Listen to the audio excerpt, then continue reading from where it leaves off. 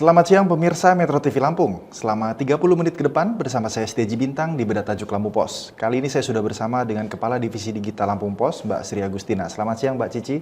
Selamat siang, Mbak Haji. Tapi sebelumnya jangan kemana-mana, mari kita simak terlebih dahulu video editorial berikut ini.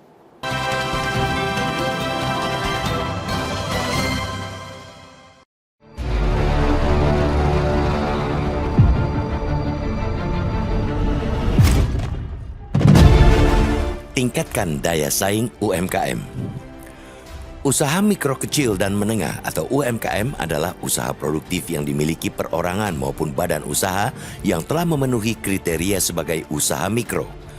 Banyak UMKM yang bertebaran dengan berbagai produk penjualan yang disuguhkan. Namun pelaku UMKM harus melakukan berbagai inovasi dan strategi penjualan yang mumpuni agar laku di pasaran. Untuk itu, diperlukan transformasi sektor UMKM dalam upaya meningkatkan daya saing yang harus dilanjutkan dalam rangka mewujudkan penguatan perekonomian nasional. Sejumlah upaya pemulihan perekonomian nasional harus dilakukan termasuk melalui transformasi sektor UMKM yang berdaya saing. Kementerian Koperasi dan UKM, Kemenkop UKM menargetkan penciptaan wirausaha sebanyak 1 juta orang pada 2024. Untuk itu, sejumlah upaya mencetak wirausaha baru yang tangguh harus terus dilakukan melalui berbagai inovasi agar mampu beradaptasi dengan tantangan zaman. Dukungan sejumlah regulasi yang mampu mendorong pertumbuhan sektor ekonomi mikro sangat dibutuhkan dalam upaya mengakselerasi para wirausaha muda di tanah air. Upaya pemanfaatan program digitalisasi harus terus dikembangkan dalam rangka meningkatkan daya adaptasi para pelaku UMKM menjawab tantangan di era global. Pemanfaatan teknologi digital dapat mempercepat ekspansi sektor UMKM hingga mancanegara. Kita berharap sejumlah program penguatan dan transformasi sektor UMKM dapat secara konsisten diterapkan agar mampu ikut mendorong peningkatan kinerja perekonomian nasional. Hal ini seperti yang dilakukan oleh pemerintah kota atau Pemkot Bandar Lampung. Sebanyak 107 pelaku UMKM di Kota Bandar Lampung menerima sertifikat hak kekayaan intelektual atau HAKI dan halal. Pemberian diberikan langsung oleh Pemkot Bandar Lampung saat menggelar sosialisasi peningkatan penggunaan produk dalam negeri atau P3DN.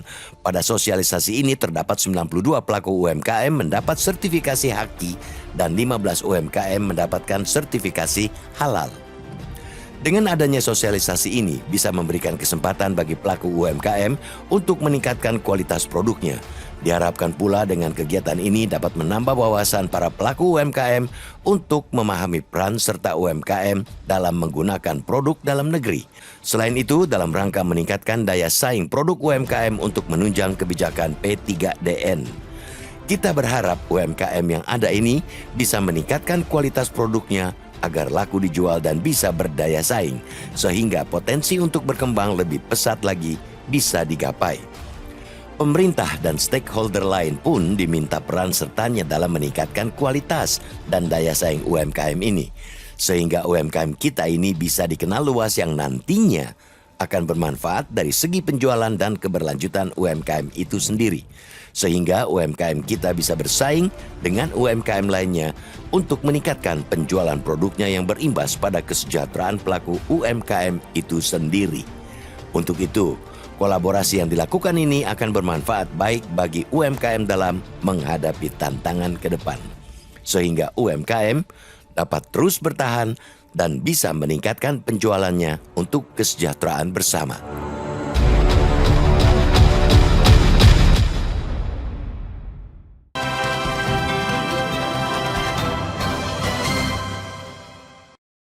Selamat siang Mbak Cici.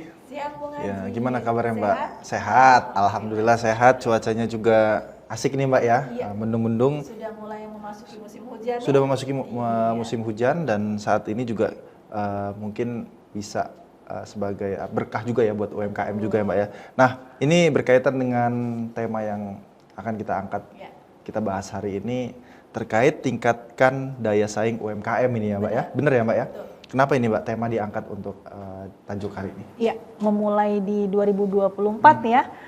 semangat untuk meningkatkan sektor usaha kecil dan mikro di tanah air itu termasuk di Lampung itu menjadi fokus tajuk kita kali ini. Dan memang pentingnya UMKM ini karena UMKM itu merambah ya kan dari menengah ke bawah.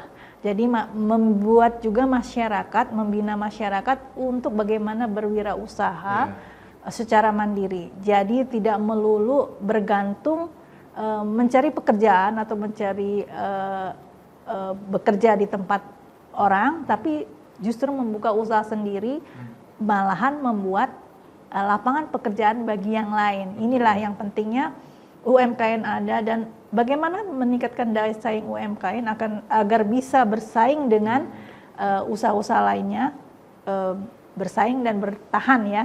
Karena kita akui tidak sedikit UMKM yang sudah ada, tapi ternyata di separuh perjalanannya harus gulung tikar atau harus tutup usahanya. Ini menjadi sorotan yang ada di tajuk kita kali ini. Oke, apalagi tadi kita sebutkan bahwa lapangan kerja sedikit ya Mbak Betul. ya, harus ada pilihan yaitu membuka UMKM atau membuka usaha sendiri. Supaya bisa melibatkan masyarakat tadi ya untuk menekan angka pengangguran. Tapi ada PR juga ya Mbak ya tadi. Benar. Banyak yang gulung tikar juga nih. Benar, sehingga inilah pentingnya bagaimana sih agar UMKM itu bisa bertahan, bahkan bisa naik berakselerasi kelas ya, berakselerasi dan naik kelas. Jadi tadinya levelnya di bawah bisa lebih naik kelas bahkan skala eksportir ya nantinya ya. Menarik sekali nih Mbak Cici, kita akan lanjutkan kembali ya Mbak. Ya pemirsa Metro TV Lampung, kita akan lanjutkan kembali setelah pariwara berikut ini.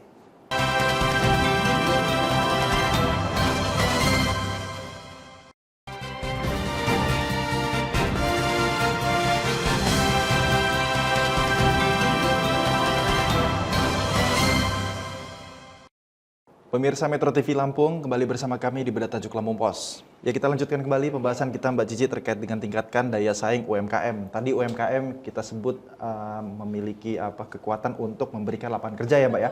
Tapi nyatanya saat ini juga nggak banyak, tidak sedikit UMKM yang gulung tikar nih Mbak ya. Nah ini apa masalah yang terjadi nih Mbak? Ya. Banyak sekali ya persoalan faktor-faktor yang menyebabkan UMKM harus berhenti di tengah jalan atau baru separuh. Belum mencapai hasil yang maksimal, mereka sudah gulung tikar. Salah satunya adalah faktor pendanaan. Permodalan ya, permodalan Mbak, ya, memang benar. Karena UMKM biasanya hanya modal sendiri, modal kecil. Kemudian untuk akses ke dunia perbankan atau yang lain kredit usaha rakyat itu juga banyak hambatan juga ya. Nah ini yang harus dipangkas juga, bagaimana memberikan kemudahan untuk mendapatkan permodalan. Kemudian juga tentang fokus ya pada produknya. Jadi produknya apa supaya mereka lebih spesifik. Jadi enggak semua sama. Jadi memang harus ada daya saing. Kalau produknya semua sama, itu kan akan memberikan menjadi daya saingnya turun. Tapi ketika produknya berbeda-beda dan melihat pasar, nah ini juga penting. Ketika pasar membutuhkan mereka ada, nah ini bisa juga menjadi salah satu celah dan ini yang harus mendapat pengetahuan juga ya. UMKM juga harus diberikan pemahaman terkait dengan produk apa dan pasarnya mana. Karena ikut-ikutan ya Mbak. Betul, kalau hanya ikut-ikutan ternyata pasarnya hanya 10%. Karena melihat, oh ini bagus nih katanya, semua ikutan. Ternyata volume 10% itu sudah terpenuhi, akhirnya yang lainnya kan nggak laku. Nah ini juga membuat akhir UMKM itu menjadi patah arang atau gimana barangnya tidak laku di pasaran. Jadi memang pertama juga perlu bimbingan bagaimana melihat pasar, bagaimana menjual, dan yang penting adalah produk ya, pengemasan, kemudian juga untuk kualitas produk juga perlu bimbingan dari UMKM. Biasanya kan UMKM ini skala rumahan ya. Jadi dia bagaimana membuat izin kelayakan, misalnya kalau untuk produk makanan, kesehatan ya, apakah dia sesuai dengan izin BPOM atau yang lainnya. Kemudian juga tentang sertifikasi halal ya kan, sekarang memang dibutuhkan. Sertifikasi halal ini juga sangat sekarang memang lagi musim ya, bukan musim, bahwa dunia tidak hanya muslim ya, masyarakat dunia secara umum itu ingin produknya aman, aman, sehat dalam banyak segi ya. Ini juga menjadi perhatian kepada UMKM agar memenuhi hal itu. Kemudian tentang haki ya, hak kelayakan juga ya, hak kekayaan intelektual itu juga perlu ada di UMKM supaya produk yang mereka ciptakan ini mampu menembus pasar, tidak hanya pasar nasional tapi pasar internasional. Inilah pekerjaan rumah yang harus dilakukan, baik itu pembinaan kepada UMKM, juga UMKM sendiri mau berbuat ya, mau naik kelas. Jadi ada dua faktor ya. Dari pemerintah memberikan jalan, kemudian dari UMKM sendiri ingin mau menaikkan harkatnya, mau menaikkan kelasnya. Tidak hanya kelas nasional ya kan, bahkan kelas internasional. Karena di Lampung ini ada beberapa yang sudah ya tahun ya ada 18 produk ya, 18 UMKM yang sudah berskala ekspor, dan dia ini bisa menularkan ke UMKM lainnya agar bisa ikut naik kelas seperti itu. Iya, termotivasi. Itu juga yang menjadi harapan ya dari kita semua, karena di 2024 ini Kementerian UMKM itu menargetkan ada 1 juta wirausaha baru ya dari UMKM sektor ini. Nah, ini diharapkan bisa diambil oleh UMKM Lampung dengan ikut pembinaan, dengan ikut mendapatkan permodalan. Mudah-mudahan UMKM yang ada di Lampung bisa berdaya saing dengan UMKM lainnya, bahkan naik kelas di skala kelas ekspor gitu. Iya, jadi ada beberapa faktor tadi, sertifikasi halal, terus ada hak kelayakan juga, kekayaan intelektual juga untuk melindungi ya Mbak ya, supaya tidak terjadi plagiarisasi ya, jadi ada yang meniru produk-produk UMKM tersebut ya Mbak ya. Dan yang paling penting adalah permodalan juga ya Mbak ya. Ini kan infonya kemarin agak dipersulit juga tuh untuk mendapatkan dana segar melalui KUR ya Mbak ya. Kredit usaha, nah itu bagaimana tuh Mbak? Mungkin harus seperti apa sih persyaratan yang memang harus diselesaikan harus dipenuhi oleh UMKM tersebut? Pertama, UMKM juga harus memenuhi ya, untuk mendapatkan KUR itu kan ada persyaratannya banyak juga. Nah itu yang harus dipenuhi oleh pelaku UMKM. Harus ada izin pertama kan. Perizinan itu sekarang bisa dijalankan dengan secara online ya. Ini bisa setiap UMKM bisa melakukannya untuk mendapatkan perizinan. Kemudian juga untuk produk-produk yang ada itu bisa diikut sertakan ya kan. Kalau KUR ini memang lebih bunganya kan lebih ringan ya. Tapi harus diingat bahwa namanya pinjaman tetap harus dikembalikan. Karena selama ini banyak yang menyalahgunakan, begitu dapat pinjaman bukannya untuk modal usaha, tapi malah untuk konsumtif, untuk beli barang-barang yang tersier bahkan ya Mbak ya. Ya itu yang nggak dibutuhkan untuk usaha. Jadi memang fokus kalau memang mendapatkan modal dari KUR untuk peningkatan usahanya, memang benar-benar dimanfaatkan secara maksimal. Dengan bunganya yang ringan, kemudian juga ada anggunannya tetap ya. Diharapkan juga keringanan mereka itu mau mengembalikan pinjaman ini. Namanya pinjaman harus dikembalikan. Karena apa? Karena ini akan membantu, dana yang mereka kembalikan akan membantu UMKM lain yang membutuhkan pendanaan. Jadi berputar dana itu ya. Jadi ini memang yang sangat dibutuhkan juga. Jadi setelah mendapatkan dan mampu mengembangkan usaha, tentunya mereka juga ingin UMKM lain yang belum mendapatkan dana itu ikut bangkit juga menerima hasil dari KUR untuk mengembangkan usahanya. Ini yang perlu dicatat. Kemudian juga kalau bisa pemerintah tidak terlalu ribet ya untuk pemberian, persyaratannya lebih diringkas. Yang penting memang ada komitmen bahwa pinjaman itu harus dikembalikan secara bergulir. Karena sesuai ini dengan kesepakatan, betul, karena ini juga memang untuk pengembangan usaha bersama. Ya, terima kasih Mbak Cici pembahasannya terkait berita tajuk Lampung Pos. Ya pemirsa Metro TV Lampung, kita akan kembali membahas terkait berita-berita yang trending di multi platform Lampung Pos Group setelah pariwara berikut ini.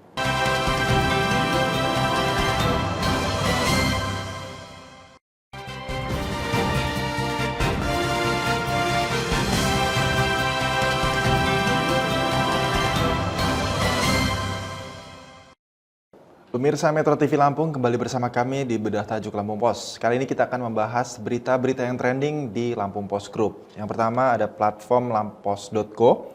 Di berita pertama terkait dengan sebagian wilayah Lampung masuk puncak musim hujan pada Januari 2024. Di berita selanjutnya terkait dengan perbaikan jalan dengan dana Inpres di Lampung rampung 100%.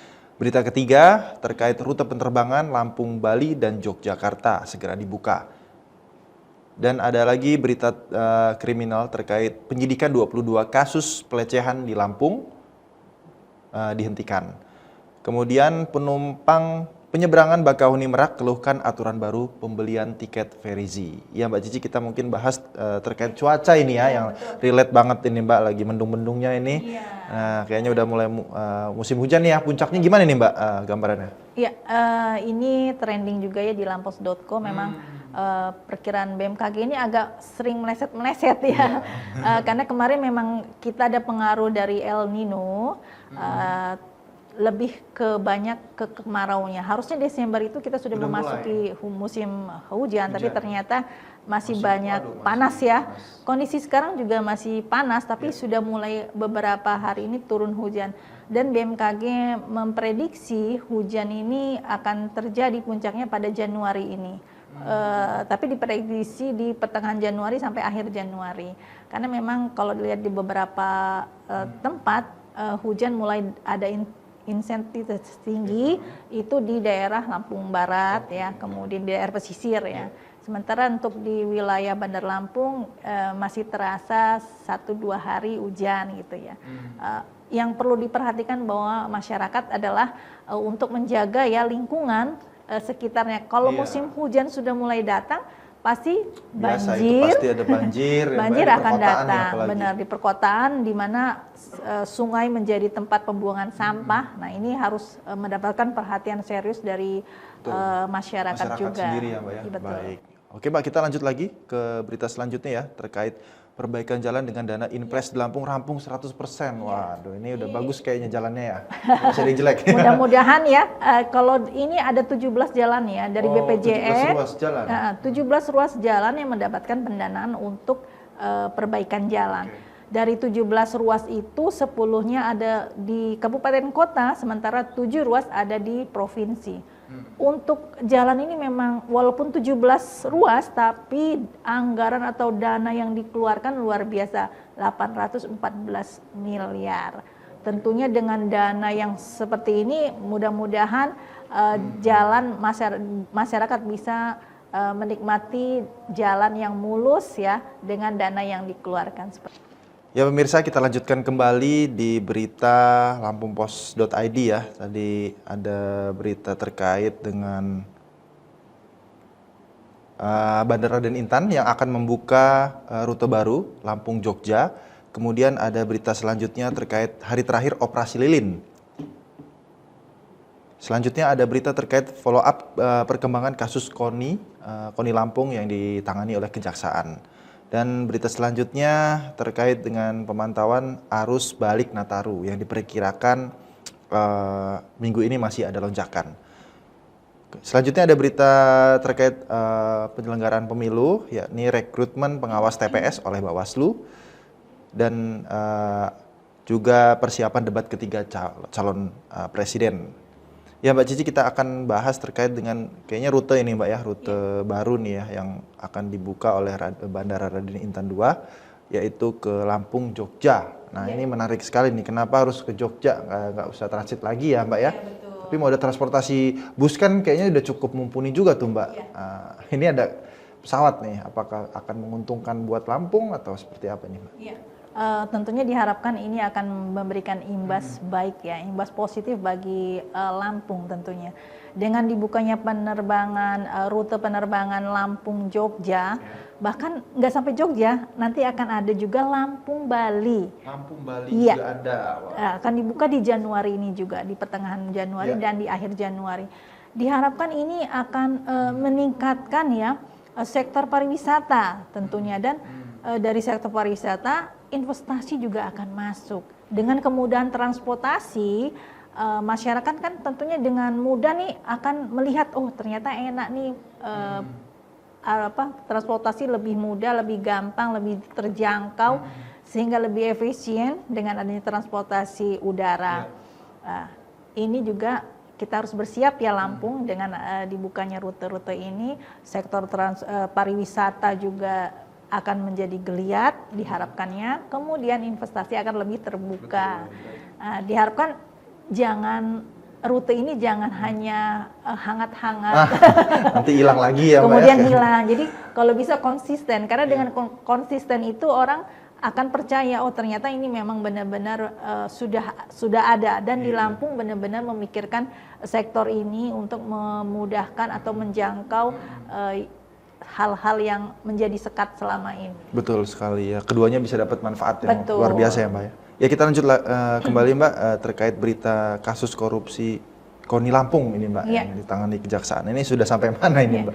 Ini juga menjadi sorotan ya, dan Lampung Pos ikut menyoroti ini terkait dengan dana ya, di menyangkut lembaga KONI tentang pendanaan sektor olahraga ya. Kejaksaan sudah mengungkapnya kemarin ada dua tersangka, dan ini bisa melebar menambah tersangka lain. Kedua tersangka ini memang sedang diusut ya.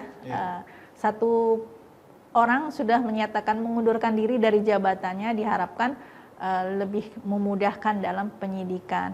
Kita harapkan kasus ini bisa terungkap secara gamblang dan tidak ada lagi hal-hal yang ditutupi. Kemudian uang negara yang dikorupsi itu bisa dikembalikan.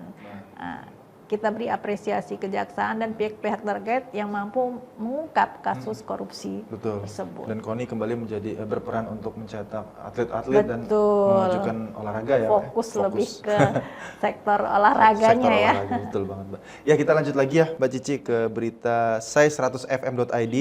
Pemirsa, ada berita pertama. Agni Haqqi, jamin film Permadani Jenazah akan menimbulkan rasa takut. Dan berita kedua ada 12 drama Korea tayang pada Januari 2024. Kemudian sinopsis film Hamka dan Siti Raham volume 2. Berita keempat, apresiasi terhadap Ibu Decinamos rilis lagu baru. Kemudian berita terakhir di sai100fm.id, mengintip debu seru 3 grup K-pop pendatang di awal tahun 2024. Ya kita bahas terkait drakor ini Mbak ya. Iya. Kayaknya menarik nih ya, lagi disukain nih Mbak Cici, kayaknya suka juga nih drakor ya. Drakor ya, drakor ini itu 12 drama drama Korea nih. Kayaknya namanya drakor itu kayaknya seluruh usia ya. Seluruh usia ya. Iya, bukan betul, buat dari Gen yang Z dewasa aja. maupun yang anak muda itu menyukai drakor yang sebenarnya sih ya jauh dari realita yang ada. Fiksi banget ya Mbak. Karena di sana mengungkap glamornya Ya, segala macam. ciptaan yang tidak masuk akal, tapi seru aja ya. sebagai hiburan ternyata itu cukup memikat gitu. Jadi memang ternyata butuh hiburan yang semacam tersebut, apalagi kemasan drakor ini memikat ya. Dibuat secara apik, dan di 2024 ada 12 drakor yang siap menemani kita. Waduh, yang penyuka ya masyarakat. Masih terkait dengan kisah percintaan, drama pastinya ya, sesuai dengan drama Korea. Kemudian juga terkait dengan adanya kriminal ya kan. Beberapa pilihan itu akan kita lihat di bulan Januari ini. Oke, siap ditunggu ya pemirsa. Cek aja di sai100fm.id ya Mbak ya, atau di lampos.co untuk daftar 12 referensi drama Korea tahun 2024. Ya Mbak Cici, terima kasih banyak sudah datang di studio Metro TV Lampung. Kita udah cukup banyak tadi bahas terkait tajuk yang cukup menarik. Ya pemirsa Metro TV Lampung, itulah tadi pembahasan kita terkait berita tajuk Lampung Pos dan berita-berita yang trending di multi platform Lampung Pos Group. Saya Steji Bintang Pamungkas dan kru yang bertugas pamit undur diri. Sampai jumpa.